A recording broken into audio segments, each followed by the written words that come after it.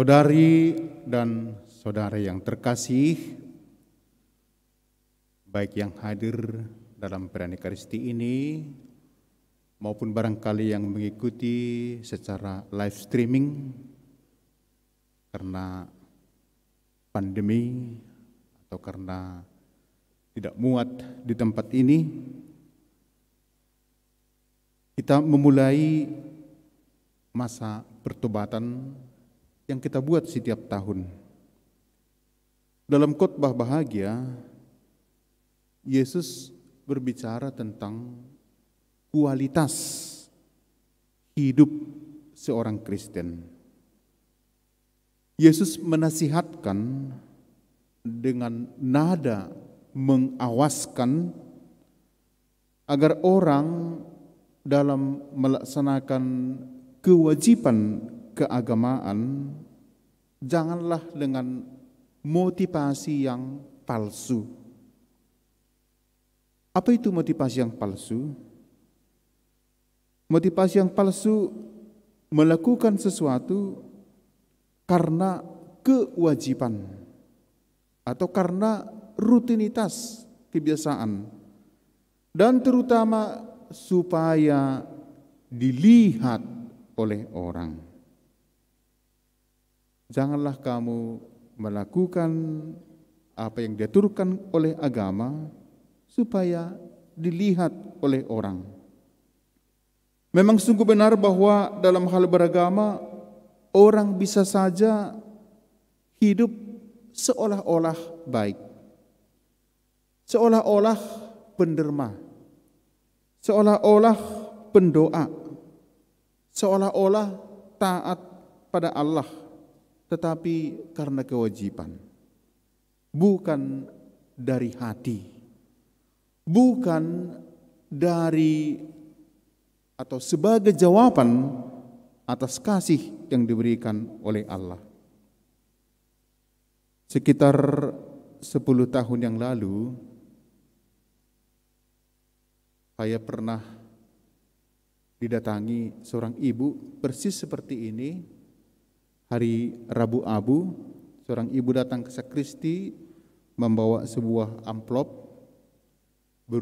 berisi mohon doa dan intensi misa. Pastor katanya, nanti tolong didoakan. Saya doakan dalam perayaan Ekaristi itu, tetapi tidak didoakan seperti biasa. Saya doakan. Karena dia tidak mendengar saya mendoakan, ketika setelah selesai Ekaristi, ibu itu datang lagi kepada saya dan mengatakan, "Mengapa pastor tidak doakan tadi?" Saya doakan ibu. "Enggak, tidak saya dengar," katanya. "Tetapi didengarkan oleh Tuhan Allah." Tidak, katanya, protes dia. Sampai dia minta kembali amplop itu supaya didoakan oleh pastor berikut yang akan merayakan Ekaristi. Saya berikan, okelah Bu, nanti mudah-mudahan apa. Saya sengaja tidak mendoakan dalam hati, mengingat kalau kamu menderma, janganlah digumbar-gumbarkan atau disampaikan kepada yang lain. Rupanya beliau menginginkan supaya itu diumumkan, bukan didoakan. Pertobatan dalam tradisi Yahudi dilakukan dengan 3 hal, dan ini sudah diulangi tiap tahun: sedekah, doa, dan puasa. Agama Yahudi memang mewajibkan pemeluk agama itu untuk melakukan sedekah, doa, dan puasa. Para pemimpin agama awalnya sungguh melihat nilai yang terkandung dalam setiap aturan yang dicanangkan.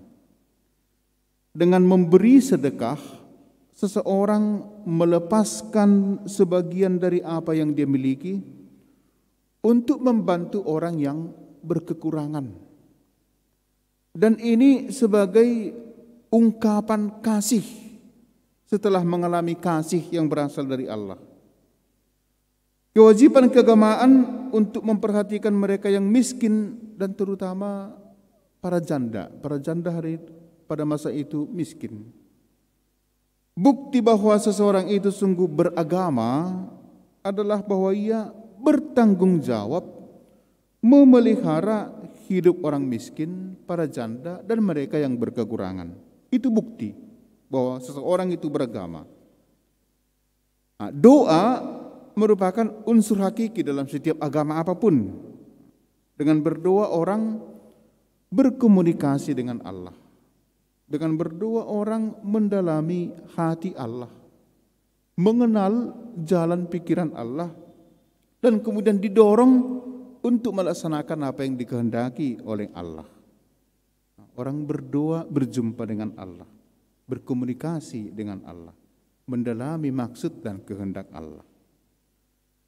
Lewat puasa orang beriman mencoba mengurangi kenikmatan. Tujuannya apa?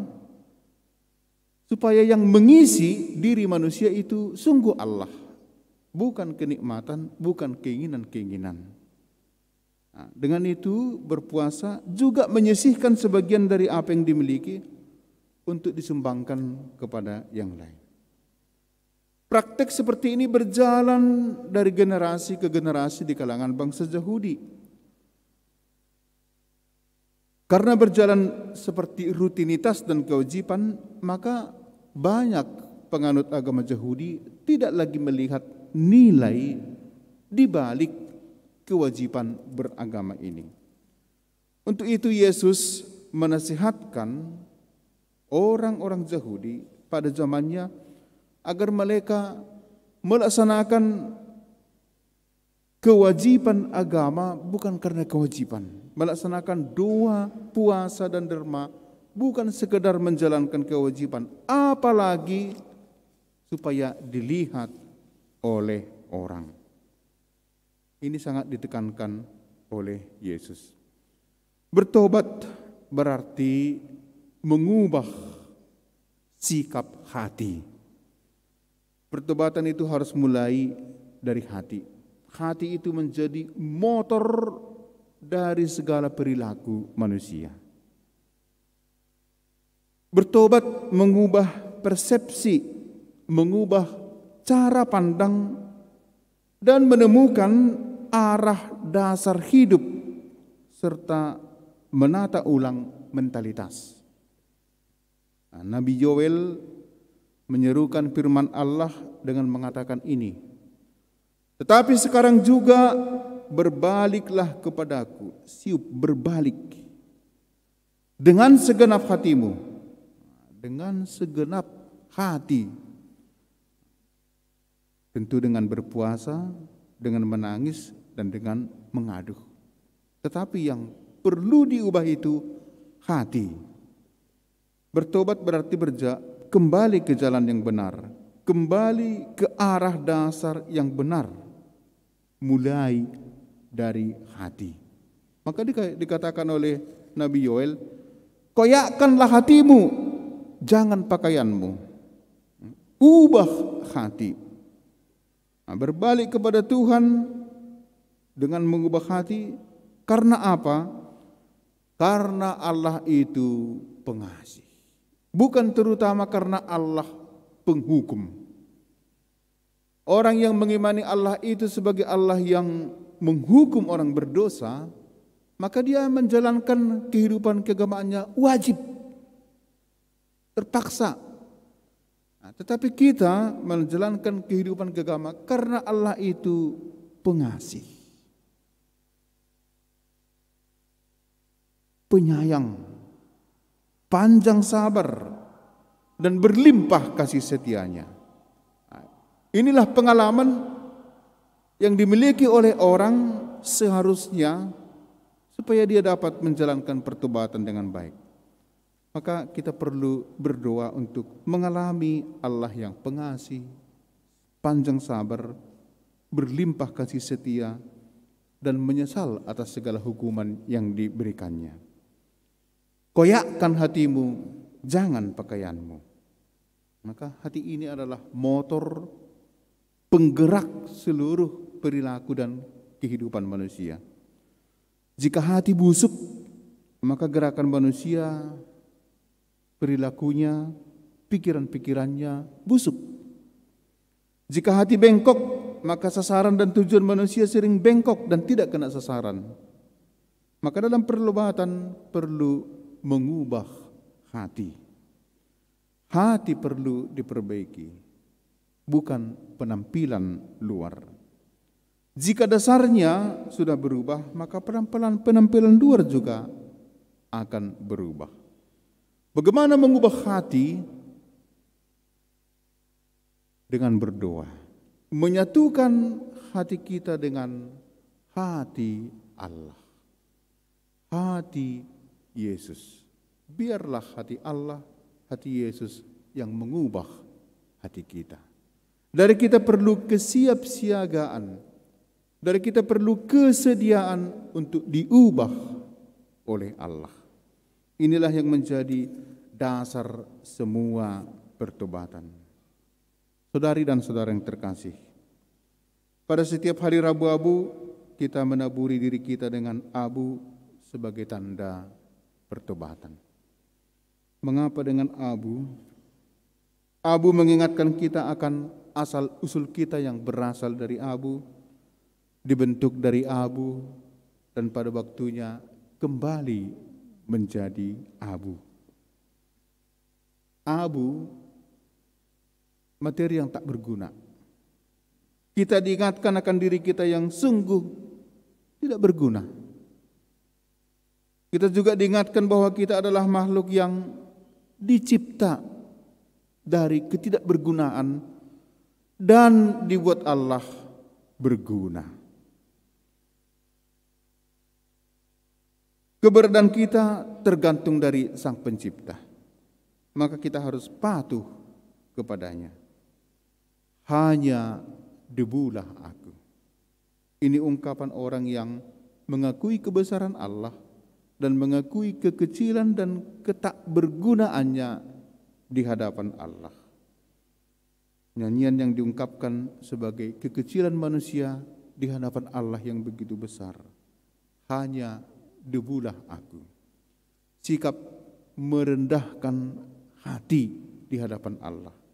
Dan ingat, saudari dan saudara yang terkasih, hanya orang yang merendahkan hati, inilah orang yang diangkat oleh Allah. Pengakuan akan kekecilan manusia, disitulah justru menggambarkan kebesaran manusia. Pengakuan akan kekecilan ini membuat Allah mengangkat manusia menjadi anak-anaknya. Kita dari debu kembali kepada debu, dan pada hari Rabu-Abu kita diingatkan oleh itu. Karena sumber dari segala dosa adalah kesombongan. Kita mengikis kesombongan itu dengan kerendahan hati. Kerendahan hati itu dilambangkan dengan abu yang tidak berguna. Hanya debulah aku. Inilah ungkapan kerendahan hati. Dari kerendahan hatilah muncul banyak kebajikan-kebajikan dan kebaikan-kebaikan yang bisa kita ekspresikan lewat hidup kita di masa Prapaskah ini. Semoga Tuhan membantu kita dalam pertobatan kita. Amin.